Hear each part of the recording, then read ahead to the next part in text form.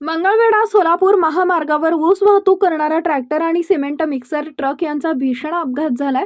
सुदैवाने या दुर्घटनेत कोणतीही जीवितहानी झालेली नाही, परंतु ट्रॅक्टर आणि ट्रक या दोन्ही वाहनांचं प्रचंड नुकसान झालंय। या धडकेची तीव्रता इतकी भयंकर होती की ट्रॅक्टरचा अक्षरशः चक्काचूर झालाय आणि त्याचे तुकडे होऊन विखुरलेत। ही घटना दिनांक 10 जानेवारी रोजी सकाळी 9च्या सुमारास सोलापूर मंगळवेढा महामार्गावर घडली। सध्या सगळीकडे साखर कारखाने सुरू आहेत, त्यामुळे ऊस वाहतूक करणाऱ्या ट्रॅक्टरची संख्या रस्त्यावर जास्त आहे।